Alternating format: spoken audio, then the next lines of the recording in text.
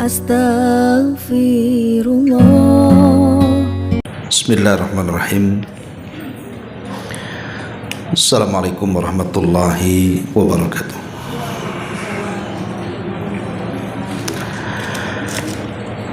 Alhamdulillah wassalatu wassalamu ala Rasulillah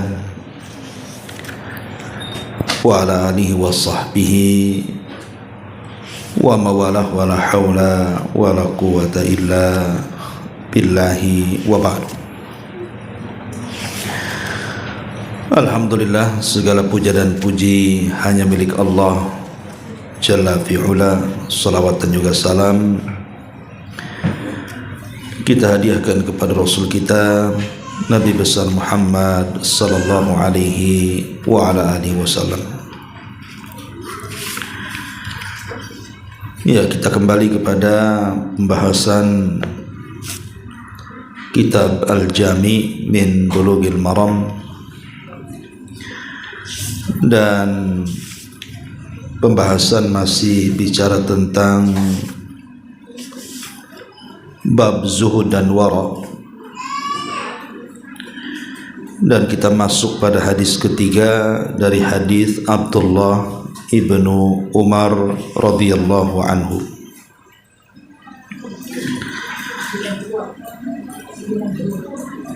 Saya lihat kitabnya, hadis ketiga dari bab ini. An Ibni Umar radhiyallahu anhu, dari Abdullah ibn Umar radhiyallahu anhu maqala, dia mengatakan,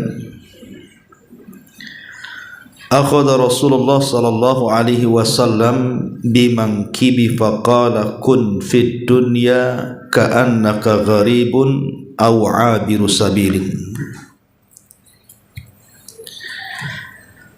Wa kana Ibnu Umar radhiyallahu anhuma yaqul idza amsayta fala tantadiris sabaha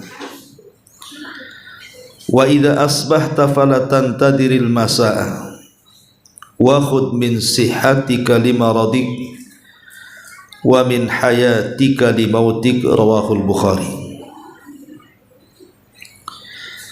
Dari Ibnu Umar radhiyallahu anhu, beliau mengatakan, Nabi sallallahu alaihi wasallam pernah memegang kedua pundakku kemudian bersabda, jadilah engkau di dunia ini seperti orang asing atau laksana musafir. Dan Ibnu Umar faham kemudian mengatakan, jika engkau berada di sore hari, jangan pernah nunggu sampai datangnya pagi hari, dan jika engkau berada di pagi hari, maka jangan pernah menunggu datangnya sore hari. Maka pergunakanlah waktu sehatmu sebelum datang waktu sakitmu, dan pergunakanlah masa hidupmu sebelum datang kematian. Hadis ini dikeluarkan oleh Imam Al-Bukhari. Ma'asyiral muslimat yang dimuliakan Allah Subhanahu wa taala, hadis ini masih bercerita tentang perkara zuhud di dunia.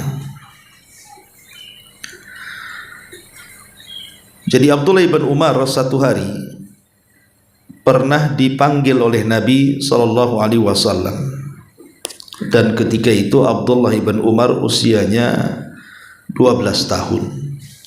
Artinya kan masih kecil, Bu, ya. 12 tahun itu ya masih SD. Kalau sekarang gitu ya, artinya masih kecil. Tapi kecilnya para sahabat tentu berbeda dengan kecilnya orang di zaman sekarang, karena kecilnya di zaman dulu itu sudah dewasa. Jadi Nabi SAW menasihati Ibnu Umar tentang hakikat zuhud. Kata Nabi SAW, kun fid dunya ka'annaka gharib. Ibnu Umar, jadilah engkau di dunia ini seperti layaknya orang asing. Au abiru sabilin, atau Rasul mendalamkan lagi permisalannya, atau seperti seorang pengembara, seorang musafir. Maksudnya begini, Bung. Kita tahu bahwa asal manusia itu diciptakan oleh Allah Subhanahu wa taala menempati sorga. Itu asal penciptaan manusia. Jadi ketika Adam alaihi salatu wassalam diciptakan oleh Allah Subhanahu wa taala, maka Allah Subhanahu wa taala menempatkan Adam di mana? Di sorga. Karena itu asal tempat tinggalnya dan asal tempat tinggal seluruh keturunannya, termasuk kita. Tapi karena ada sesuatu hal, karena hikmah Allah Subhanahu wa taala, karena Allah Subhanahu wa taala itu kalau menghendaki sesuatu pasti akan membuat sebabnya. Maka Adam alaihi salatu wassalam dengan itu akhirnya melakukan kemaksiatan di sorga, yang menjadikan Adam terusir dari sorga. Lah ketika Adam alaihi salatu wassalam dipindah dari sorga ke dunia, maka itu hanya sekedar ibtila saja. Allah hendak menguji Nabi Adam karena kesalahannya. Tetapi Allah Subhanahu wa taala akan kembalikan Adam ke sorga. Lah ketika Nabi Allah Adam alaihi salatu wassalam berada di bumi, di dunia ini, maka Adam bagaikan orang yang asing atau sekedar menjadi seorang pengembara. Pengembara yang hanya safar untuk kembali ke tujuannya, kembali ke tempat asalnya yang ada di sorga. Itulah manusia. Maka semua turunan Adam alaihi salatu wassalam seperti itu. Jadi kita terlahir ke dunia ini hanya sekedar singgah saja, kemudian kita tinggalkan dunia, dan kita akan melakukan perjalanan yang melelahkan ke sorga setelah kematian kita. Lah kalimat gharib itu artinya asing. Ibu kalau seandainya tidak pernah menginjak Batam, tidak pernah sama sekali menginjak Batam, mungkin sebagian ibu ada yang dari Sumatera, ada yang dari Jawa, ada yang dari daerah-daerah timur gitu ya. Tiba-tiba kemudian datang ke Batam, tidak ada satupun yang kenal di Batam. Bahkan diisukan Batam ini banyak perampok, Batam ini banyak penjahat umpamanya. Tentu keberadaan kita ini akan terasingkan. Namanya tidak punya saudara, tidak punya teman, diisukan pula banyak penjahat. Tentu kita tidak mungkin kerasan hidup di Batam ini, karena posisi kita ini pendatang. Lain kalau di Batam ada saudara, ada kerjaan dan begitu seterusnya kan. Tapi kalau seandainya kita datang ke Batam, tidak ada siapa-siapa yang kita kenal, hidup sendiri, tentu siapapun tidak akan kerasan. Pasti dia akan kembali ke kampung halamannya. Pasti dia mengatakan kampung halaman jauh lebih baik dibandingkan sini. Itulah kondisi orang asing namanya. Lah jadikan bumi ini seperti itu. Jadi ketika kita tinggal di bumi ini seperti orang asing, sehingga kita tidak akan kerasan di bumi ini, karena ini bukan tujuan kita. Tujuan kita adalah surga. Atau lebih dalam lagi, Rasul sallallahu alaihi wasallam mengistilahkan dengan abirus sabilin, seperti pengembara, seperti seorang musafir. Seorang musafir kan tentu tidak akan lama-lama, kalaupun singgah itu hanya untuk istirahat saja. Setelah lelahnya, letihnya hilang, baru dia akan melanjutkan perjalanannya. Maka jadikan dunia itu seperti tempat lewat saja. Karena tujuan kita bukan dunia, tujuan kita akhirat. Lah ketika Nabi SAW menasihati Ibnu Umar dengan nasihat yang dalam ini, rupanya Ibnu Umar paham dengan apa yang dikatakan Nabi ini. Karena Nabi SAW tidak menyebutkan waktu. Jadilah di dunia seperti orang asing, tidak menyebutkan berapa waktu tinggal di dunia. Jadilah di dunia seperti seorang musafir, tidak disebutkan berapa lama menyeberangnya. Makanya Ibnu Umar radhiyallahu anhu mengatakan, "Idza amsayta fala tantadirus sabah." Makanya karena kita tidak tahu kondisi kita di dunia ini berapa lama tinggal, maka kata Ibnu Umar, jika engkau berada di sore hari, jangan menunggu datangnya pagi hari. Manfaatkan soremu, jangan menunggu pagimu. Dan kalau engkau berada di pagi hari, manfaatkan pagimu, jangan pula datang sampai sore harimu. Nuh alaihi salatu wassalam, itu kan nabi yang paling lama umurnya.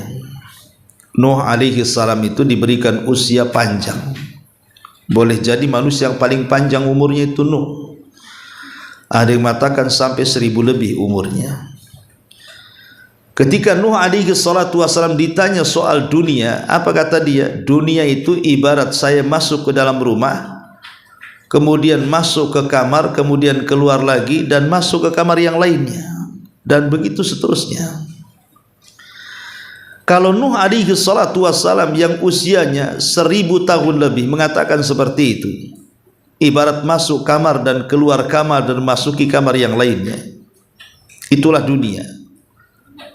Maka bagaimana pula yang Allah berikan usia yang sangat pendek seperti kita, yang usianya hanya 60 tahun, 70 tahun sudah meninggal dunia. Sementara umat Nuh yang 1000 tahun lebih saja menganggap dunia itu bagaikan perpindahan satu kamar ke kamar berikutnya. Ma'asyiral muslimat yang dimuliakan Allah Subhanahu wa taala. Makanya Ibnu Umar mengatakan, jangan sia-siakan waktumu di dunia. Kalau di waktu pagi jangan nunggu sore, kalau di waktu sore jangan nunggu pagi. Dan jagalah masa sehatmu sebelum sakitmu, dan masa hidupmu sebelum datang kematianmu. Ma'asyiral muslimat yang dimuliakan Allah Subhanahu wa taala. Sedikit kita bicara soal hakikat realita dunia. Allah Subhanahu wa taala berfirman di dalam surah Al-Hadid ayat 20. I'lamu annamal hayatud dunya la'ibun wa lahwun wa zinatun wa tafakhurun bainakum wa takathurun fil amwali wal aulad. Ketahuilah, kata Allah, kehidupan dunia ini hanyalah permainan, sendau gurau, perhiasan, saling berbangga di antara kalian, serta berlomba-lomba dalam kekayaan dan juga keturunan. Itulah hakikat dunia. Jadi hakikat dunia itu hanya permainan, hanya sendau gurau, hanya perhiasan, saling berbangga, baik dalam harta dan keturunan. Apalagi kalau bukan ini dunia. Kemudian Allah Subhanahu wa taala mengatakan, kamathali ghaithin a'jabal kuffara nabatu thumma yahiju fatarahu musfarran thumma yakunu khitaman atau thumma yakunu khutaman wa fil akhirati adzabun syadidun wa maghfiratun minallahi wa ridwan wa mal hayatud dunya illa mata'ul ghurur. Kemudian Allah Subhanahu wa taala mempermisalkan seperti hujan yang tanamannya mengagumkan para petani. Kemudian tanaman itu tiba-tiba menjadi kering, dan kamu lihat warnanya kuning, kemudian menjadi hancur, dan di akhirat nanti ada azab yang keras dan ampunan dari Allah serta keridhaannya, dan kehidupan dunia tidak lain hanyalah kesenangan belaka, kesenangan palsu belaka. Lihat bagaimana percontohan yang Allah Subhanahu wa taala contohkan tentang dunia. Allah mencontohkan dengan tanaman. Jadi ketika tanaman itu mulai kita tanam, kemudian disirami air hujan, maka tanaman itu kemudian menjadi hijau, berbunga, berbuah, kemudian belakangan dia mati. Itulah kehidupan dunia. Tidak ada manusia itu yang diberikan usia panjang, pasti ada limitnya, ada waktu matinya. Bahkan Nabi SAW yang bersabda seperti ini juga sudah meninggalkan kita. Di mana Nabi? Sudah di bawah kuburan kan? Bahkan seluruh para Nabi, Adam, Nuh, Ibrahim, Saleh, Syuaib, dan semua para Nabi, mereka berada di mana sekarang? Berada di bawah tanah.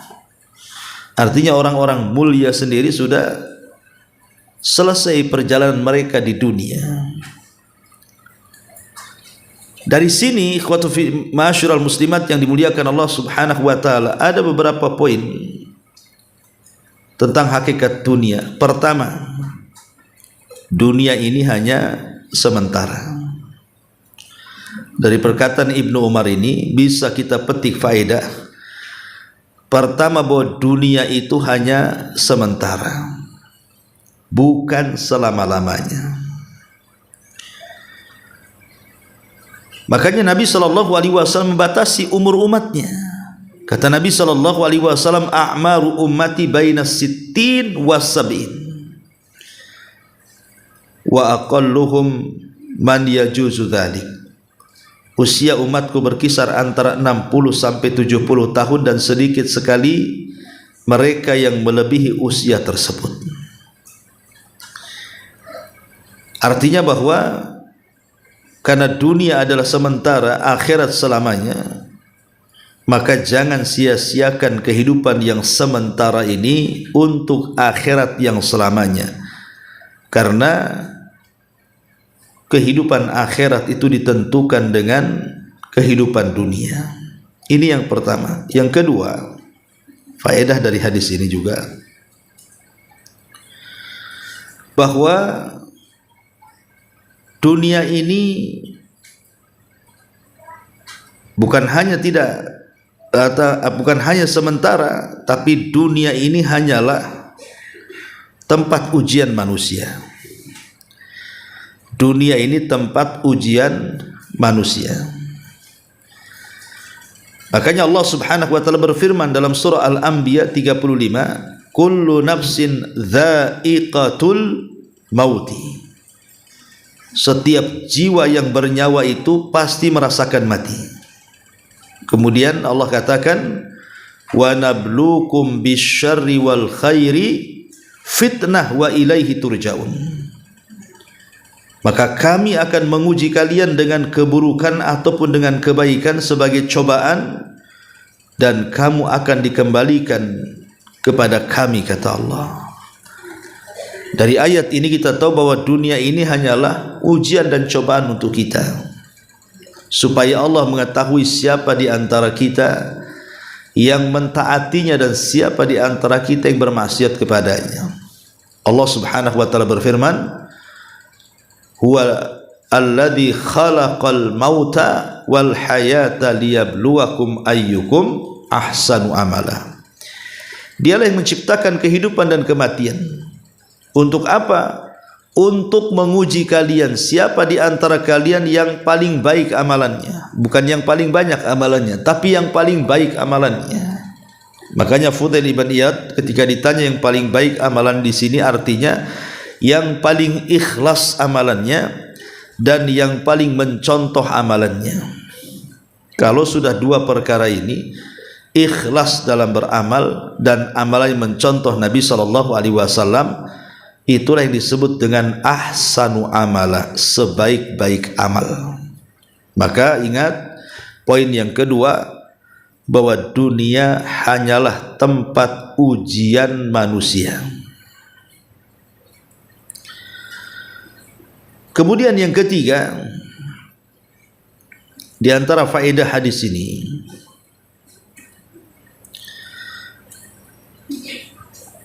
bahwa dunia ini dijadikan indah dalam pandangan mata saja. Dunia ini dijadikan indah dalam pandangan mata saja, tapi hakikatnya tidak seperti itu. Hakikatnya dunia ini hanya menipu saja. Makanya Allah mengatakan, wa mal hayatud dunya illa mata'ul ghurur. Tidaklah kehidupan dunia ini kecuali hanya perhiasan yang menipu. Karena banyak orang yang tertipu dengan dunia sehingga lupa akhirat kan. Dihabiskan hidupnya hanya untuk mengejar dunia. Bagaimana caranya dia punya rumah yang megah, kendaraan yang mewah, tanah yang luas, uang yang banyak, kan itu. Sampai dia lupa bahwa ada kehidupan setelah kematian. Jadi dunia ini dijadikan indah dalam pandangan manusia saja. Hakikatnya dunia ini tipuan belaka. Maka siapa yang lulus ujian dengan senantiasa zuhud, karena seseorang mencari dunia menjadi kaya itu tidak tercela sebenarnya, Bu. Jadi kalau ibu ini pengen kaya, tidak masalah, tidak ada larangan untuk kaya. Tetapi maksudnya jangan kekayaan itu melalaikan kehidupannya dari akhiratnya. Tetapi kekayaan itu dijadikan untuk keperluan akhiratnya, alias boleh kita ini mengejar dunia tapi jangan sampai jadi budak dunia, itu maksudnya. Sebagaimana hadis yang sebelumnya kita bahas, ta'isa abdu dinar wa ta'isa abdu dirham, celaka hamba-hamba dinar dan hamba-hamba dirham. Jadi tidak ada larangan kita mencari dinar dan dirham sebanyak-banyaknya, tapi jangan menghambakan diri kepada itu. Karena dinar dan dirham itu bukan Tuhan. Yang Tuhan adalah Allah Subhanahu wa taala. Dari sini Allah mengatakan, alhaakumut takatsur hatta zurtumul maqabir. Ternyata bermegah-megahan dengan harta telah melalaikan kamu sampai kamu masuk ke dalam kubur baru sadar bahwa itu semua hanyalah ujian saja. Ma'asyiral muslimat yang dimuliakan Allah Subhanahu wa taala. Maka setelah kita tahu 3 poin ini, lalu apa yang harus kita lakukan? Pertama, jadikan dunia ini sebagai sarana akhirat. Jadikan dunia ini sebagai sarana akhirat. Jadikan dunia ini untuk berniaga dengan Allah Subhanahu wa taala. Yang kedua, carilah dunia secukupnya, tidak berlebihan sehingga melalaikan. Kata Nabi SAW, mali walid dunya ma ana fid dunya illa qaraqibin istadalla tahta syajar thumma raha wa tarakaha. Apa urusanku dengan dunia, kata Rasul. Aku tidak ada urusan dengan dunia. Aku di dunia ini tidak lain seperti pengendara yang bernaung di bawah pohon, setelah itu pergi dan meninggalkannya. Sehingga ketika kita kemudian tidak meninggalkan sesuatu, tentu kita akan enteng untuk berjalan, karena tidak ada yang ditinggalkannya kan. Tapi kalau ada yang ditinggalkan di dunia ini, ketika kita hendak pergi itu berat rasanya, Bu, karena kita harus meninggalkan itu semuanya. Jadi kalau seandainya ketika di dunia dia menginvestasikan kehidupannya untuk akhirat, membangun rumah di akhirat, membeli kebun di akhirat, membeli taman di akhirat, membeli sungai di akhirat, dan begitu seterusnya, maka ketika dia meninggal, maka dia senang. Kenapa? Karena dia akan kembali ke rumahnya. Tapi kalau rumahnya di dunia, kebunnya di dunia, tamannya di dunia, sungainya di dunia, ketika dia meninggal, itu berat meninggalkannya, Bu. Karena semuanya akan ditinggalkan dan akan menjadi ahli, menjadi kepemilikan ahli warisnya. Maka juga ini yang kedua, yang ketiga juga, manfaatkan dunia ini sebaik-baiknya dengan cara memanfaatkan usia, waktu. Jangan sampai hal-hal yang tidak bermanfaat menyibukkan kehidupan kita. Kata Rasul, min husnil islamil mar'i tarkuhu ma la ya'ni. Dari kebaikan seseorang itu adalah ketika seseorang mampu meninggalkan sesuatu yang tidak ada manfaatnya. Taib, kita akan bahas faedah hadis ini secara tartib, ya. Pertama, hadis ini, hadis Ibnu Umar ini mengajarkan kepada kita tentang zuhud. Zuhud itu artinya menyedikitkan dari persoalan dunia dan memendekkan angan-angan kita tentang dunia untuk persiapan setelah kematian kita. Jadi ayat ini, hadis ini mengajarkan kepada kita zuhud di dunia dengan cara menyedikitkan dunia dan membatasi angan-angan kita tentang dunia. Ya, tentunya untuk persiapan kita menuju akhirat kita. Karena banyak orang-orang itu yang tersesat gara-gara angan-angannya terlalu panjang tentang dunia. Celakanya ketika angan-angan itu terlalu tinggi, ibarat burung tak punya sayap, tak bisa terbang pula dia. Akhirnya stres hidupnya. Pengen ini, pengen itu, tapi tidak kesampaian, kan? Ini yang pertama. Yang kedua, yang bagi lil insan alla yaj'alid dunya maqarra iqamatihi. Tidak boleh bagi seorang manusia menjadikan dunia ini tempat tinggal yang abadi, tetapi jadikanlah dunia ini tempat berlalu saja. Kemudian yang ketiga, alal muslim an yaghtanim al munasabati wal furasi idza sanahat lahu waqil an wa qabla an yafutal awani. Wajib bagi seorang muslim untuk mengambil manfaat sebanyak-banyaknya dari waktu, ya tentu dengan cara ibadah, taat dan yang semacamnya, sebelum waktu itu akan hilang. Kemudian yang keempat, al-hirsu ala ightinam al-waqt. Berusaha keras jangan sampai waktu-waktu itu berjalan tanpa ada manfaat. Jadi kalau bisa setiap hembusan nafas kita ada manfaatnya. Kemudian yang kelima, hadis ini tidak menunjukkan kita meninggalkan rizki, tidak. Hadis ini tidak menunjukkan bahwa kita harus meninggalkan mencari rizki dan menikmati kesenangan dunia, bukan itu. Tapi yang dimaksud hadis ini artinya kita kalau bisa boleh kita kejar dunia, tetapi jangan menjadi hamba dunia. Kemudian yang keenam, hadis ini juga menjelaskan kepada kita tentang keutamaan sahabat Ibnu Umar. Bagaimana Nabi SAW menasihati Ibnu Umar di usia 12 tahun dengan perkara yang luar biasa, tentang kaidah hidup yang luar biasa yang diajarkan Ibnu Umar untuk dijadikan pelajaran bagi kita semua.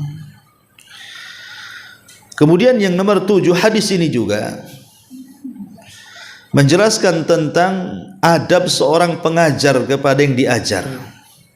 Bagaimana Nabi SAW kemudian meletakkan kedua tangannya di atas pundak Ibnu Umar, menunjukkan keakraban seorang guru kepada murid.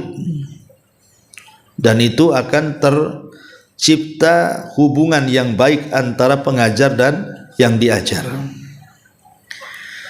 Kemudian juga yang nomor 8, hadis ini juga ada anjuran al-musara'atu ilal a'mali salihati, bersegera untuk banyak-banyak beramal saleh sebelum datang hal-hal yang dia tidak sanggup untuk beramal. Makanya kenapa Rasulullah mengatakan, jagalah waktu sehatmu sebelum sakitmu dan waktu hidupmu sebelum matimu. Artinya segera beramal saleh sebelum datang waktu sakit, akhirnya kita tidak bisa sholat berdiri, terpaksalah duduk atau berbaring, tidak mampu lagi puasa, tidak mampu lagi bersedekah karena sibuk uangnya untuk perobatannya, dan begitu seterusnya. Ya, maka di waktu yang memungkinkan beramal soleh, perbanyak amal soleh sebelum datang waktu-waktu itu. Kemudian juga hadis ini juga yang nomor 9, bahwa watanul mu'minin, tempat tinggal orang-orang yang beriman itu, laisat fid dunya, bukanlah di dunia, tetapi yang dimaksud adalah fil jannah, di sorga. Itulah tempat tinggal kita yang sebenarnya. Kemudian juga yang selanjutnya di sini juga ada ikhtilafun nasi fi sayrihim ilal akhirah, beragam manusia ketika berjalan menuju akhirat. Ada di antara manusia yang menjadikan dunia ini sebagai tempat safar atau pengembara, tapi ada juga sebagian manusia menjadikan dunia ini tempat tinggal dia dan tujuan utamanya. Jadi manusia itu tinggal di dunia macam-macam kan. Ada yang mengira bahwa dunia akan mengekalkan dia, sehingga dia kemudian tidak terpikir ada akhirat setelah kematiannya. Tapi ada juga sebaliknya, orang-orang yang zuhud, yang hanya memikirkan akhirat, dunia ini hanya dijadikan kendaraannya saja. Nah, ini 10 faedah yang disebutkan oleh para ulama. Ma'asyiral muslimat yang dimuliakan Allah Subhanahu wa taala. Tapi yang jelas bahwa ada sebuah syair yang bagus sekali, yang hampir mirip maknanya dengan hadis kita, di mana syair ini diungkapkan oleh Al-Imam Asy-Syafi'i rahimahullahu taala dalam diwannya. Apa kata Imam Syafi'i? Inna lillahi ibadan futana, tarakud dunya wa khaful fitana, nadaru fiha falamma alimu annaha laysat lihayyin watana, ja'aluha lujatan wattakhidu salihal a'mali fiha sufuna. Kata Imam Syafi'i rahimahullahu ta'ala, inna lillahi ibadan futana, sesungguhnya di antara hamba-hamba Allah ada hamba-hamba Allah itu yang diberikan kecerdasan. Tarakud dunya wa khaful fitana, saking cerdasnya mereka meninggalkan dunia dan takut terhadap fitnah-fitnahnya. Nadharu fiha falamma alimu, ketika mereka memandang hakikat dunia, mereka pun mengetahuinya, annaha laysat bihayyin watana, bahwa dunia itu bukanlah tempat tinggal yang sesungguhnya. Ja'aluha lujatan wattakhadhu salihal a'mal fiha sufuna, mereka jadikan dunia sebagai ombak yang bisa menenggelamkan, dan lantas mereka menjadikan amal saleh sebagai kapal yang menyelamatkan mereka dari bahaya dunia. Lihat bagaimana Imam Syafi'i rahimahullahu ta'ala menjelaskan kepada kita bahwa orang-orang yang cerdas itu adalah orang-orang yang takut terhadap fitnah, fitnah dunia, karena fitnah itu yang akan menghalangi dunia, menghalangi perjalanan kita di dunia menuju akhirat. Makanya kata beliau, mereka meninggalkan dunia dan takut terhadap fitnah-fitnahnya, karena fitnah dunia ini bisa menggoyangkan iman, Bu. Ada orang di pagi hari beriman, sore harinya kufur. Di sore hari beriman, paginya pula kufur. Itulah fitnah. Ada yang menjadikan orang murtad, gara-gara dunia bisa murtad, gara-gara kawin dengan bule bisa murtad, gara-gara faktor ekonomi orang bisa murtad. Jadi dunia ini bisa menggoyahkan iman.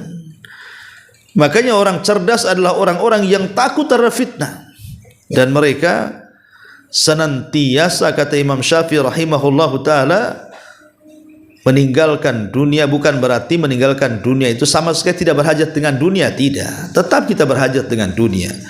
Tapi Imam Syafi'i karena ini bicara tentang zuhud, ambillah dunia seperlunya. Ma'asyiral muslimat yang dimuliakan Allah Subhanahu wa taala, kenapa demikian? Karena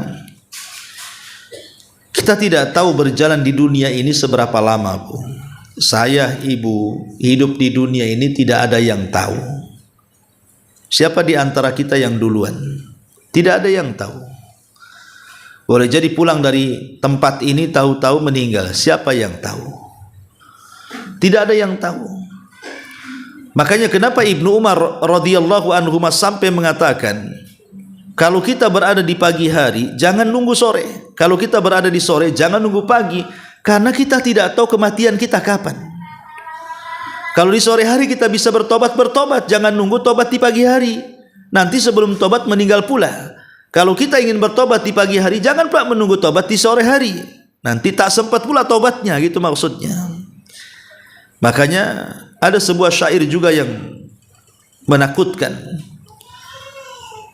Kata seorang penyair, tazawwad minat taqwa fa innaka la tadri idza janna lailun hal ta'isu ilal fajri. Berbekalah dengan ketakwaan, karena sesungguhnya engkau tidak tahu jika telah tiba malam hari apakah engkau masih hidup hingga pagi hari. Kita tidak tahu.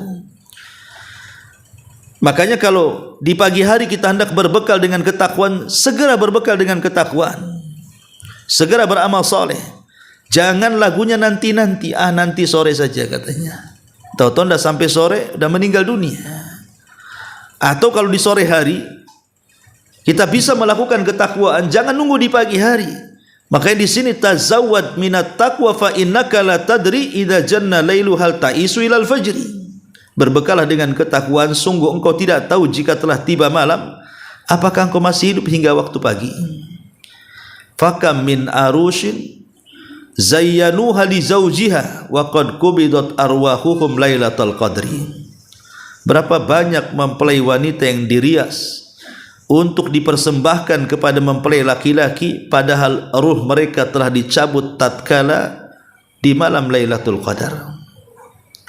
Wa kam min sigharin yurtaja tulu umrihi wa qad udkhilat arwahuhum zulmatal qabri. Betapa banyak anak-anak yang diharapkan panjang umurnya, padahal tubuh mereka telah dimasukkan ke dalam kegelapan kuburan. Inilah kematian, Bu. Kita tidak tahu kematian itu kapan. Ya, bahkan anak kecil yang baru lahir, yang harusnya dia memiliki usia panjang, rupanya dia pula yang duluan mati. Karena namanya anak-anak itu kan harusnya panjang umurnya.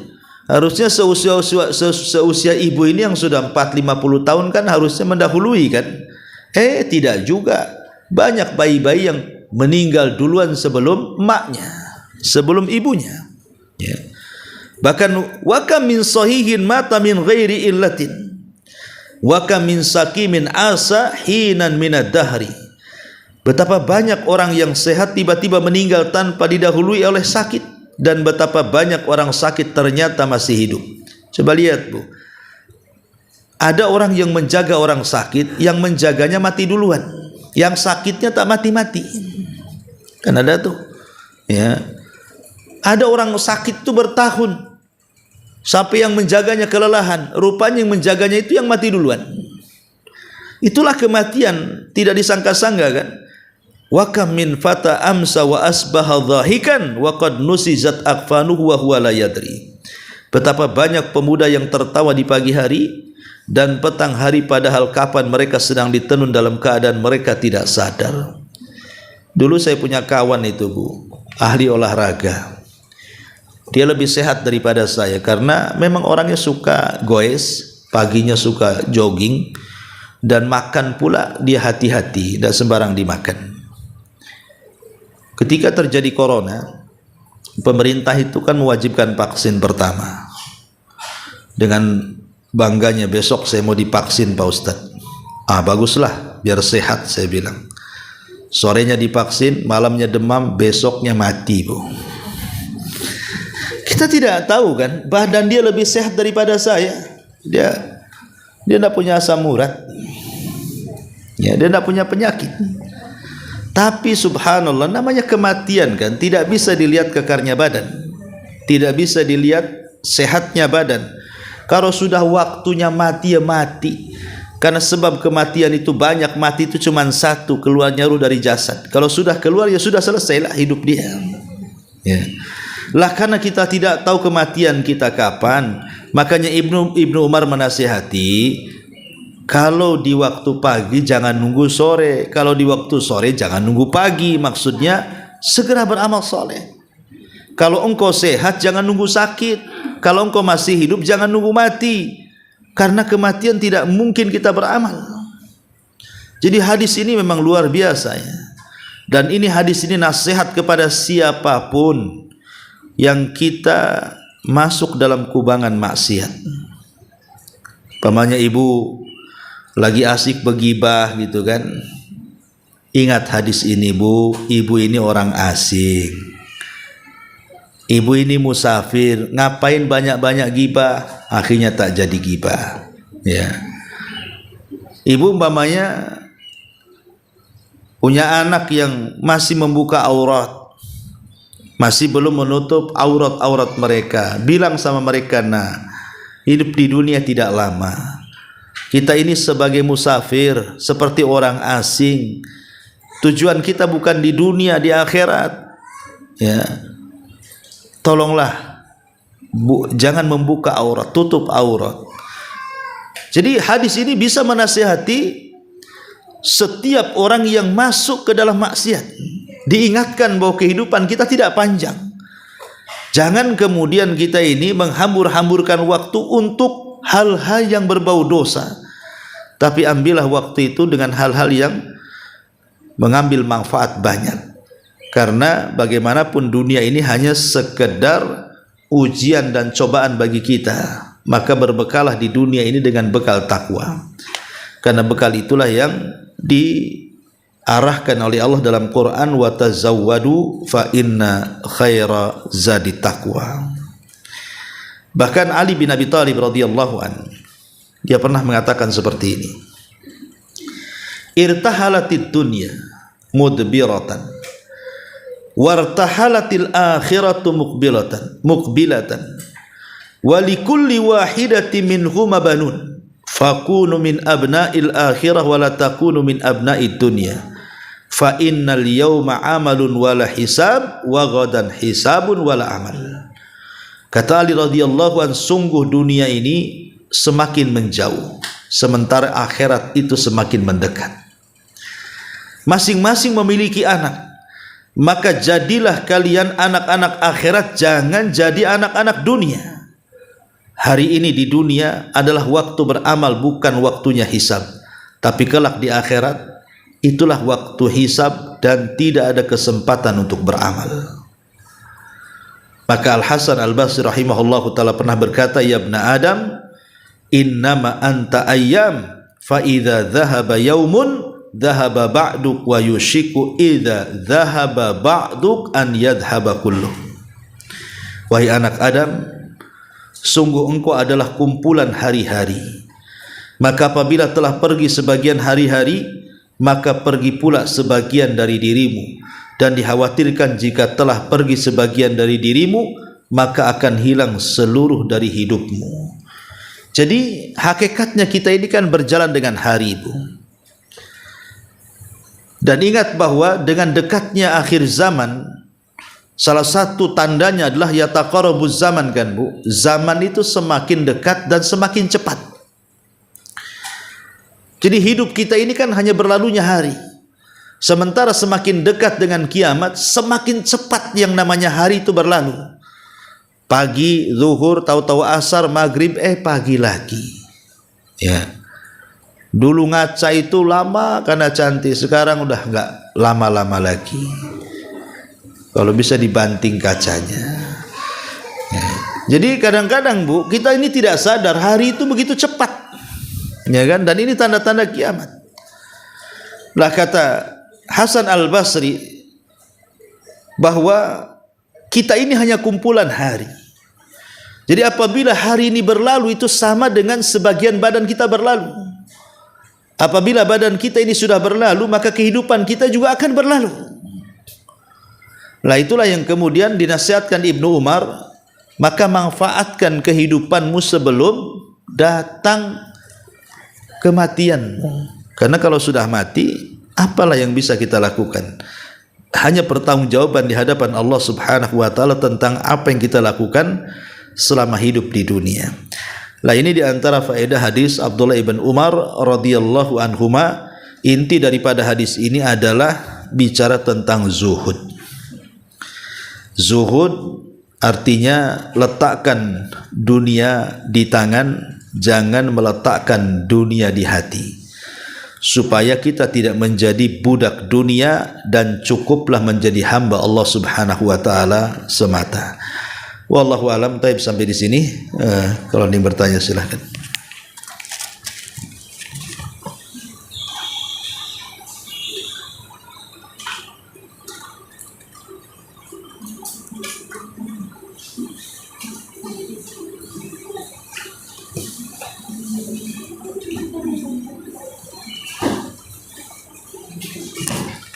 Alhamdulillah, tidak ada bunyi, berarti tidak ada yang bertanya. Baik, kita tutup dengan doa kafaratul